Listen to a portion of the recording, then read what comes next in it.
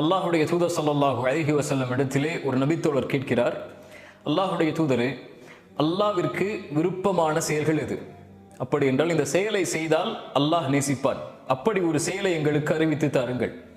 அல்லாஹுடைய தூதர் ஸல்லல்லாஹு அலைஹி வஸல்லம் கூறிய அந்த செயல் என்ன தெரியுமா? அஸ்ஸலாத்து அலா வக்திஹா, தொழுகையை அதனுடைய நேரத்தில் தொழுதல். தொழுகைக்கென்று நேரம் இருக்கிறது. ஃபஜ்ர், லுஹர், அஸ்ர், மக்ரிப், இஷா, இந்த 5 ஃபர்தான தொழுகைகளுக்கும் அதற்கென்று குறிப்பிடப்பட்ட நேரம் இருக்கிறது. கிதாபம் மௌகூதா, இறை நம்பிக்கையாளர்களுக்கு தொழுகை நேரம் குறிப்பிடப்பட்ட கடமை. அந்த நேரத்தில் தான் அந்த தொழுகையை ஒருவர் தொழ முடியும். ஒருவேளை வேண்டுமென்றே ஒருவர் தொழுகையை விட்டால் அவர் எத்தனை முறை அதற்கு பிறகு தொழுதாலும் அவர் விட்ட அந்த தொழுகையுடைய கூலியை ஒருபோதும் அடைய முடியாது. அதனால்தான் அல்லாஹ் குர்ஆனிலே முஃமின்கள் தொழுகையை பாதுகாப்பார்கள் என்கிறான். அல்லாஹ்வை அஞ்சக்கூடியவர்கள் தொழுகையை பேணுவார்கள். யுகீமூனஸ் ஸலாத், தொழுகையை பேணுவார்கள் என்று அல்லாஹ் ரப்புல் ஆலமீன் சொல்கிறான். இப்போது இருக்கக்கூடிய நிலைமையை பாருங்கள். குர்ஆன் சொல்கிறது, ஃபஹலஃப மின் பஅதிஹிம் ஹல்ஃபுன் அதாஉஸ் ஸலாத், நபியே நீங்கள் தொழுகிறீர்கள், ஆனால் உங்களுக்கு பின்னால் வரக்கூடிய மக்கள் தொழுகையை பாழாக்குவார்கள். தொழுகையை பாழாக்குதல் என்றால் தொழுகையை விடுதலா? தொழுகையை மறந்து விடுவார்களா? தொழாமல் சென்று விடுவார்களா? ஒருபோதும் அல்ல. தொழுகையை பாழாக்குதல் என்றால் நபித்தோழர்கள் விளக்கம் சொன்னார்கள், தொழுகையை அதனுடைய நேரத்திலிருந்து தவறி தொழுதல். எப்போது இன்று நம்மில் பலர் ஃபஜ்ரை தொழுகிறோம் சூரியன் உதயமானதற்கு பிறகு. ஆனால் எப்போது தொழ வேண்டும்? துஹரை எப்போது தொழுகிறோம்? அசரை எப்போது தொழுகிறோம்? மக்ரிப், இஷாவை எப்போது தொழுகிறோம்? எந்த நேரத்தில் எந்த இடத்தில் தொழ முடியுமோ அந்த நேரத்தில் அந்த இடத்தில் நாம் தொழுது கொள்கிறோம். இது அல்லாஹ் நேசிக்கக்கூடியவர்களுடைய தொழுகை அல்ல. இன்னும் பலர் தொழுவதே கிடையாது. ரமதான் வந்தால்தான் அவர்களுக்கு தொழுகை, அல்லது அவர்களுக்கு ஏதாவது சிரமம் வந்தால்தான் அவர்களுக்கு தொழுகை, அல்லது ஜும்ஆ தான் அவர்களுக்கு தொழுகை. இவர்கள் காஃபிர்களா அல்லது பெரும்பாவிகளா என்று அவர்களை குறித்து நான் பேச வரவில்லை. இங்கே தொழுவதில் நேரத்தை தவறி தொழுபவர்களை அல்லாஹ் நேசிப்பதில்லை. நீங்கள் தொழுதாலும் அதனுடைய நேரத்தில் தொழுதால்தான் அல்லாஹ் நேசிக்கிறான். ஆனால் சமூகத்துடைய நிலைமையை யோசித்து பாருங்கள். நபிமார்கள் தொழுகை அதனுடைய நேரத்தில் தொழுதிருக்கிறார்கள். முஹம்மது ரசூலுல்லாஹ் ஸல்லல்லாஹு அலைஹி வஸல்லம் எம்முடைய தூதர் கடைசி தருவாயில் அவர்கள் செய்த அறிவுரையை நினைத்து பாருங்கள். அஸ்ஸலா அஸ்ஸலா, தொழுகை தொழுகை என் சமூகமே என்று சொன்னார்கள். மரணப்படுக்கை, எழுந்திருக்கிறார்கள், மயக்கடித்து கீழே விழுகிறார்கள். மறுபடியும் எழுந்திருக்கிறார்கள், மயக்கடித்து கீழே விழுகிறார்கள்.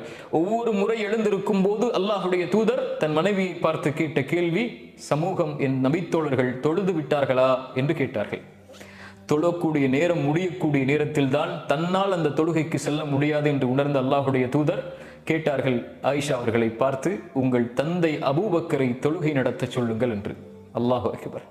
அதற்கு பிறகும் தொழுகையுடைய நேரம் வந்ததற்கு பிறகு தொழுகையுடைய நேரத்தை தவறவிடக் கூடாது என்று 2 நபித்தோழர்களுடைய தோளில் தங்களுடைய கரங்களை போட்டு கால்களை பூமியில் தரதரவன இழுத்து தொழுகையை நிறைவேற்றிவிட்டு அல்லாஹுடைய தூதர் ஸல்லல்லாஹு அலைஹி வஸல்லம் வந்தார்கள்.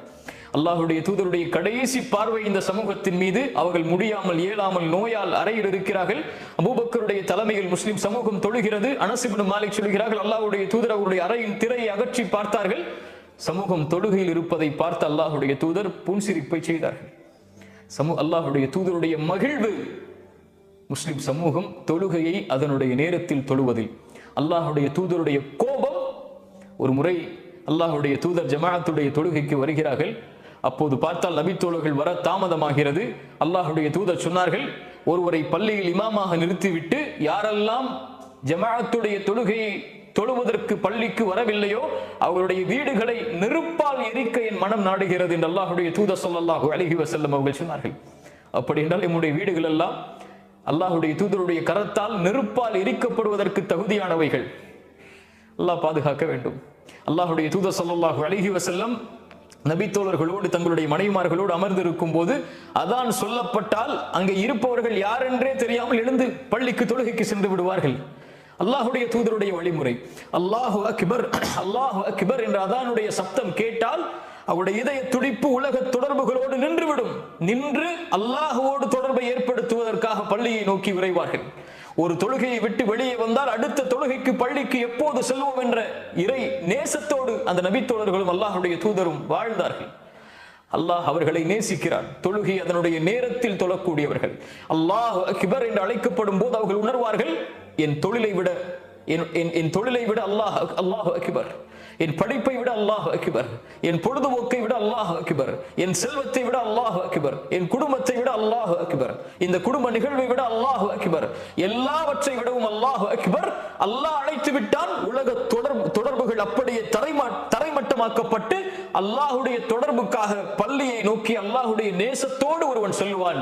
பள்ளியில் தொழுகைக்காக காத்திருப்பான். அல்லாஹுடைய தூதர் சொன்னார்கள், அது போர்க்களத்தில் காத்திருப்பதை போல், அதுதான் போர்க்களம், அதுதான் போர்க்களம் என் அல்லாஹுடைய தூதர் ஸல்லல்லாஹு அலைஹி வஸல்லம் சொன்னார்கள்.